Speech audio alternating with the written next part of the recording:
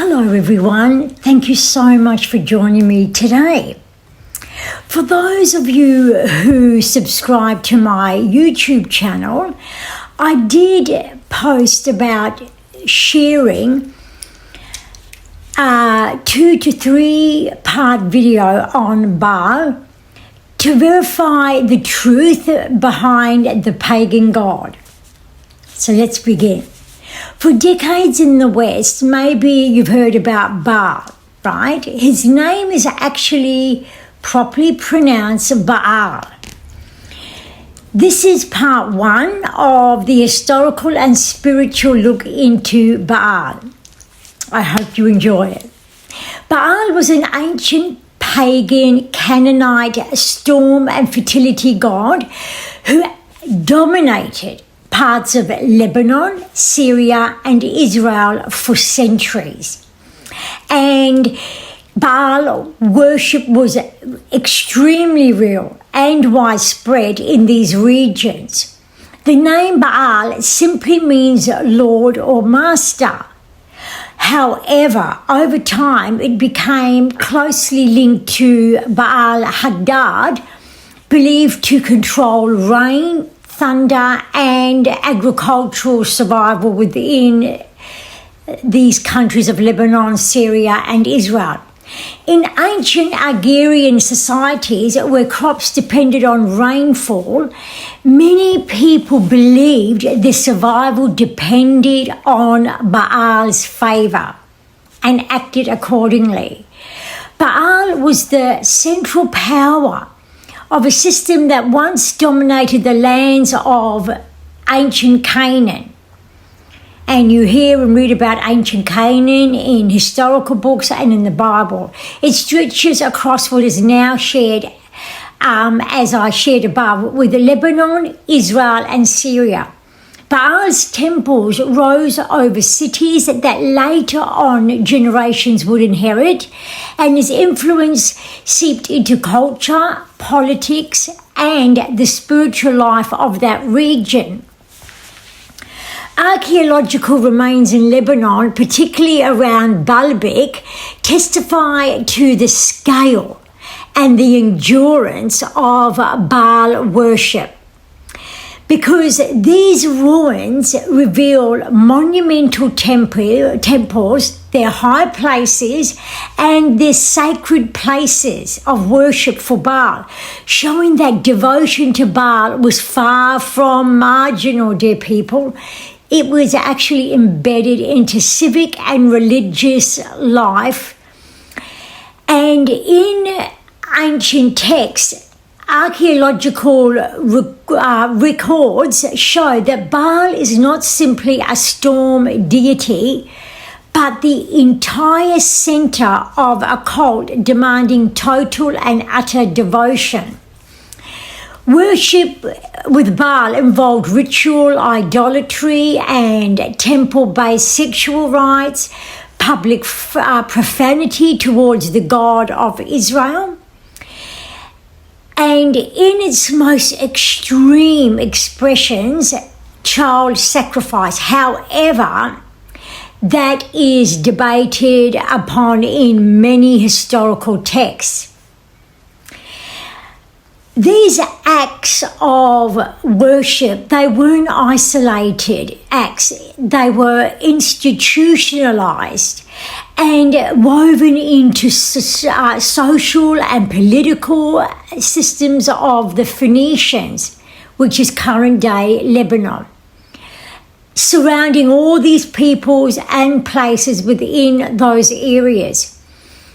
Archaeological evidence from Phoenician cities, as I said, modern-day Lebanon, like Tyre, Sidon, and Byblos, as well as later on Punic sites such as Carthage in North Africa, they confirmed that Baal worship included animal and human sacrifices.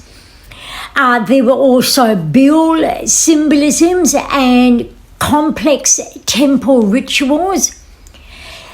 They found clay tablets from Ras Shamra in the ancient city of Ugarit, which recalls Baal's battle with Yam and Malt. Malt means death. And linking storms, fertility, and survival, the very survival to the deities, to Baal's favour. Under the reign of King Ahab in Israel, Israel turned into open Baal worship through his marriage to Jezebel, daughter of Ethbaal, whose name literally means with Baal. Even Jezebel, it's not Jezebel, Jezebel's own name reflects that system. Her name meaning, where is Baal? Which is tying her identity to his worship. It's really quite profound. A scripture says that King Ahab served Baal and built an altar for Baal in Samaria in 1 Kings 16:31-32. Jezebel cut off the prophets of the Lord by killing them in 1 Kings 18:14 and sustained hundreds of Baal's prophets in 1 Kings 18:19. These distinct actions wasn't merely influence, it was a replacement of the God of Israel.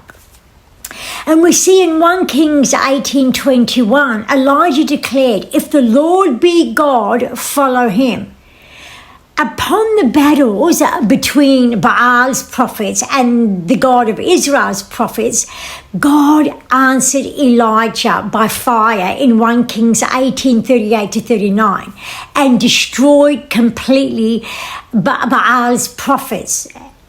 Many of Israelis' names reflect Baal worship. There were names such as Ishbaal and Meribaal, and later changed to Moshith or Moshith, meaning shame, in 2 Samuel 8:9-16.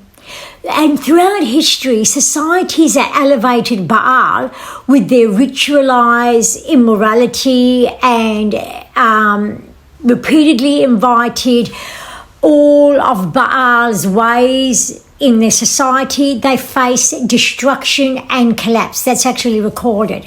Baal's temples were strategically located with high places looking over the surrounding land, and they were truly structured for Baal himself. Being the bull figurines and inscriptions across the Levant attest to the sophisticated, widespread and long-lasting cult of Baal. Also, to ancient worshippers, these stories explained drought, storms and seasonal cycles because Baal was an agricultural religion. Evidence from the Phoenician and Punic sites, they especially, Carthage in North Africa also, they have burial area sites containing cremated infant remains dedicated to Baal, Hammam and Tanit. So there's that evidence as well. And most archaeologists interpret these rituals connected to Baal worship through most of the remains. Yes, some historians debate it, but they are there. What isn't disputed is the cultic association with Baal, with these historians. Over time, Baal centers such as Phoenicia and Ugarit, also Carthage in North Africa, collapsed through war, economics and political upheaval. And what happened is that their temples fell silent and their systems ended completely. And what we have now is what remains from these sites in Lebanon, in Byblos. And really, in plain terms, Baal was never just a story. It was an historically attested pagan deity whose cult shaped the Near East, right, for centuries, for absolute centuries, and had the devotion and dedication of the people in these Canaanite areas, being Lebanon, Syria, and Israel.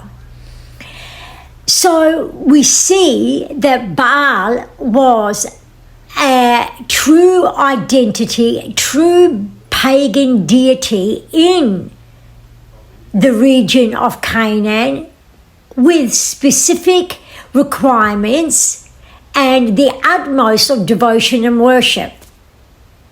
I hope that gave you a little bit of insight into Baal. This is only part 1. I will proceed with part 2, hopefully in the next week or so.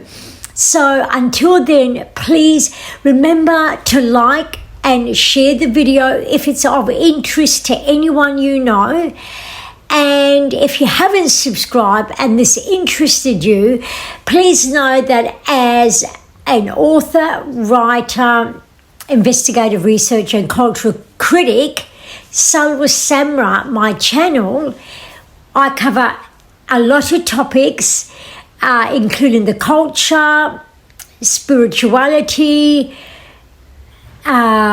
history. I love history because history is our greatest teacher. Politics, many topics in our current day culture. Until the next time, thank you for joining me. Au revoir.